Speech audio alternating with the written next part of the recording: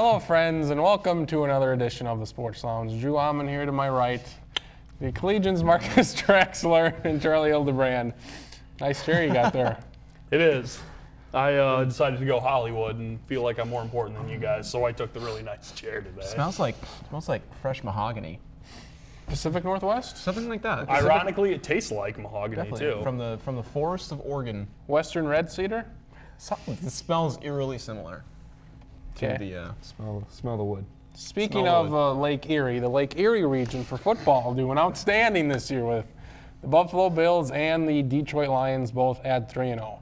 Obviously, we are all very surprised at this, especially Buffalo with their win yesterday against New England. A quick on-air correction. Okay. Detroit is not near Lake Erie. Well, it's Okay, I know what you're getting at. Great Lakes. it's a lake. Yeah, okay. Well, the fans around the Great Lakes are certainly enjoying their Monday mornings, I'm sure, with the with the 3-0 Lions, 3-0 Bills. I said it before air. Who to thunk it, and certainly who to thunk the Bills and Lions. Yeah, Lions are good. Bills are good. They got Bills are good. Ryan Fitzpatrick, a surprising quarterback. Check, I please. didn't think he would be this Check, good, please. to be honest No, with you. I don't think anybody did. I think it was the beard that kind of threw me for a loop. You know, you got a beard like that. Not a great history for quarterbacks like that. So I'd say Well, that he's a Harvard grad. It's about time we had a Harvard grad that actually, really was panned. successful. I Totally. mean, it's about time. I'd say the last bearded quarterback that was good was Dan Fouts. I think you're right. I mean, Jake Plummer did have a beard. He was decent in Denver. He's underrated for what he did. He won games in Denver. Then you have Kyle Orton with something that the old homeless man down the street has on his face. But beard not with Tebow. absolutely. But you look at Buffalo, they came back in that game. They didn't, get ahead and held on late. They came back.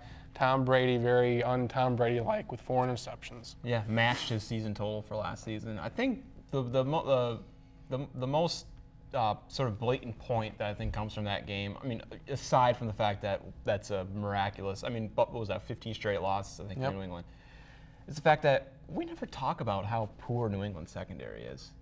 The yardage that Because Miami secondary gives certainly up, killed them. again, true. the yardage they give up on a weekly basis, week in and week out, it almost goes completely unnoticed because the Patriots, I mean, they always win, and they actually always counter with even more passing And they yards. score a lot. Their offense covers up mistakes that maybe their defense has.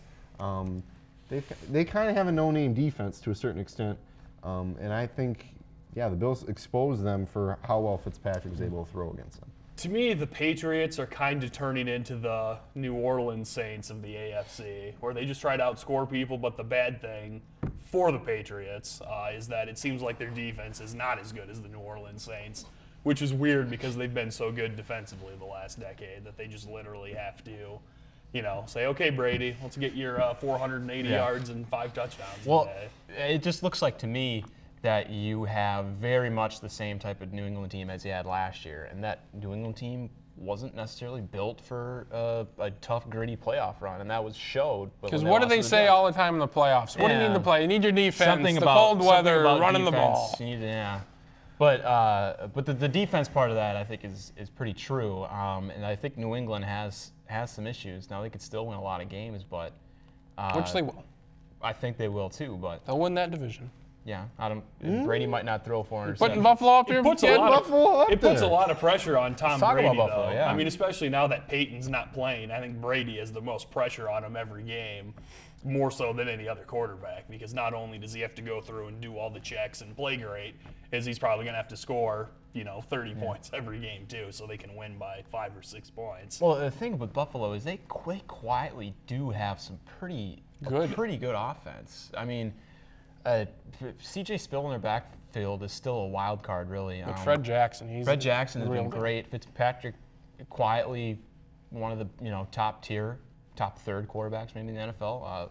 Potential Pro Bowler maybe, and good slate of wide receivers. Steve Johnson, that's correct. And I think their defense has done enough. They created the turnovers yesterday to win, and that's. I mean, if you can have a turnover margin that's in your favor for a whole season, that it over and over again bodes well for you. A team that has that in their favor, but it really doesn't matter, is the Minnesota Vikings.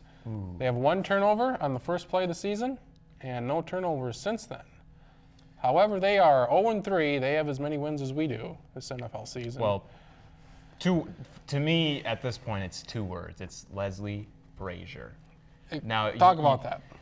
I just don't. Okay, let's look back at the past 3 weeks. Week 1, 17-point lead at halftime, lose. Week 2, 17-point lead at halftime. 10. Week 1 was 10 points. Well, it was 17-7. Week 2, 17-point lead at halftime, lose. Week 3, 20-point halftime lead, you lose. That second half. I mean, you have to centralize part of that on your head coach with play calling,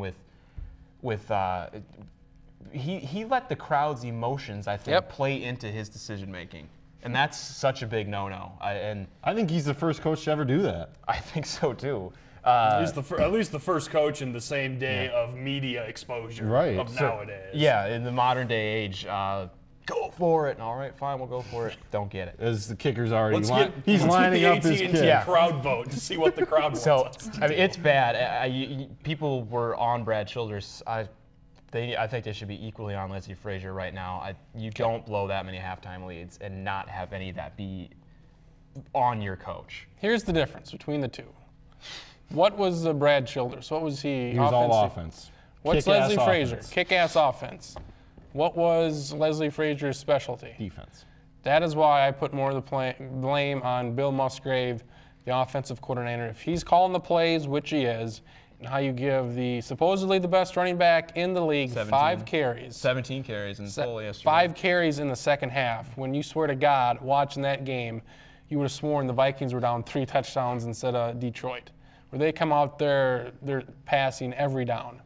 They run it, 1st and 10, they get 7 yards on the run, and then they pass with the next 2 downs, which makes 0 sense to me. You know, Travis, I think so much of the time it's always more complex than you think. What did I say last week? I was going to say you are exactly right. But what did I say last week? What did I want them to do? You wanted AP to run the ball 38 times a game. They had 25. I would have taken gladly 25 this week. It was only 17 or 18 this week. And he was completely ignored in that second half. And then when he's going like this, get off the field. Yeah. Well, you better give him the ball and not Toby Gerhart the ball with 1 yard to go. Yeah. But if I'm the coach, I'm kicking the field goal to go up by 6 instead. Then they got to score a touchdown to beat you. And then even if they do, then you only need a field goal to win. Now, see, that drive to me felt like the dagger drive for the Vikings because if they get a touchdown there. The start of the second half was the dagger. I know, but when they're up 20 and give up a touchdown, yeah. I actually agreed in the decision to go for it simply because you got a chance to hold on to the ball, another first down, potentially score a touchdown.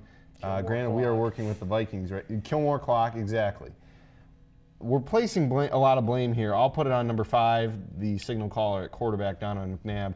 It is not all his fault, but it is mostly his fault. Mainly because he can't throw. Skipping the ball to every other receiver isn't going to work. You need Nick Punto to get some of those grounders that he throws. Well, Nick Punto will be battling for the starting spot if this keeps going too far. No, he won't. Really? He won't. Going too far. I think. You don't think Nick Punto will be the starter at quarterback soon? Yeah. Jarrett Lee. Prediction. Jarrett Lee. You're gonna go down there and figure it all out this weekend. Yep. I've never felt or seen a crowd more tense with a 13-point lead. I thought about texting you yesterday when the Lions their first score of the second half going, what do you think? And what would I have said? I guarantee you would have said, it's over. It's over. It's done. Fully count on the Vikings to be up 27 points at halftime against Kansas City. They should have been. And they're not going to win the game. They will what is this? They're the second team in NFL history to 3 weeks in a row have a 10-point lead at halftime and lose. I mean, there's coaches who will go 15 years and not have that many games happen to them like that. It's just He's just getting out of the way early. Well, I don't think that's what's happening. I mean, 1 week blown a lead, tough loss. 2 in a row. On the road, you know. 3, there's issues. And Jason Whitlock from, I hate to even bring him up, said Leslie Frazier should be fired. I don't necessarily agree with that. No, that's a bit much. But my gosh, that is. I'm okay. What can he do? I mean, I can tell you exactly what he can do. When the first half's over, don't go into the locker room. Just stay there on the field. Keep going like that. then they won't think it's halftime. And halftime and then they won't know it's the second half. Halftime actually is quite short, only 15 minutes. That was one thing I was surprised at the game, is that it was a short halftime. It felt like the commercial breaks were even longer than that. Yeah, it did. Pretty incredible.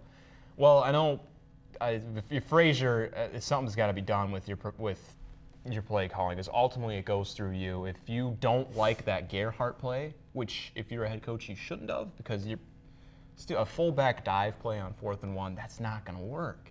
You have to give it to your star player, and if they get that 4th down conversion, they might win that game. I mean, that's how big that play was. And and if Frazier is, what's the main incentive of Frazier right now? He has Tony Dungy's approval. Tony Dungy swears up and down. Tony Dungy hasn't coached for a few years. Well, I mean, Dungy was a great coach. I know that, but like getting an endorsement from one person, I don't think gives you this like full-fledged immunity. Where you're not worthy of getting scrutiny at any point. I think Frazier needs to be needs a wake-up call. As a non-Vikings fan, this would be my approach. What I would do: you either try to bring in a different quarterback other than McNabb, because he's played horrendously this year. Well, I think the Ponder talks have to start up. I think that would be fine. That would work. Or you could keep McNabb in there and just be, only pass it 7 times a game, and run Peterson 25 times, run Gerhardt 15 times, and I don't know who their third running back is. Booker.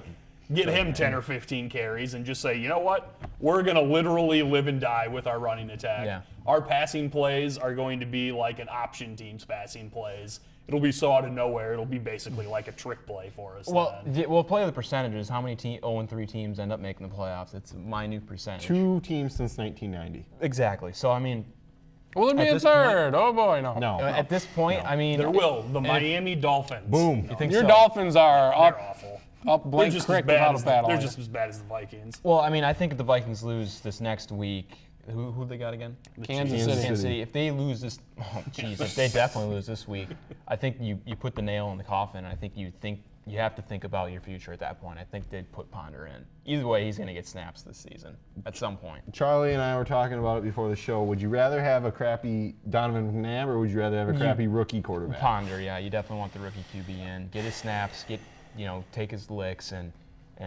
just get better, because you don't really get better standing on the sideline watching that quarterback performance week in and week out. Is this the beginning of the suck for luck sweepstakes here? Or? Suck for luck. That's the first time I've heard of that sweepstakes, but it's going to be. I think it could be a close race. Seattle really screwed themselves by winning. They did. That put them behind a little bit, but Indy's right there. Kansas City's right there. I think Seattle's going to be there at the end of the year. They don't have any talent. Vikings won't be in it. They'll miraculously win 3 games. They're not. You think they'll win 3 games in December and well, they do play the AFC West, right? They do. So they could easily get a couple wins. They're not beating Oakland, I tell you that. Oakland's good. Oakland's a good team. But everyone always says in football, in basketball it's different, but in football, oh no, we're going to keep winning. We're not going to purposely lose. But it seems like there's a dearth of quarterback talent in the NFL. I mean, at the top, it's very good and as good as it's ever been. Yep. But you get down to the middle and the bottom, it's really, really bad. And all these teams that are really bad right now have awful quarterbacks. Yeah. So I think this could be one of those years where you have a few teams saying, I think we're going to look at this long term and try to get this kid that, people think's the second coming of, Tom Brady or John Elway. Looking at it long term is a euphemism for we are going to be really bad this year, blatantly, for our future. Well, you're a Tampa Bay fan, so Yeah. it's a little bit different for you. But Vikings fans and Dolphins fans, would you guys be really that upset if they went 1-15 to then get a potential great quarterback and that could help for the next 15 years? I wouldn't be. I'd be fine with it. You need it. You need it. When Tampa Bay was terrible in 2009, they were 1-13, right in that race. And then they had to screw themselves. Right in that race for Ndamukong Suh. I forgot who the number. Stafford, not Stafford. Bradford. Then they won those last 2 games of the year. I could tell I was devastated. I was devastated. Even though Josh Freeman won 2 nice games at the end of the year, it was still just like, golly, we're not getting Suh now, and that's exactly what happened.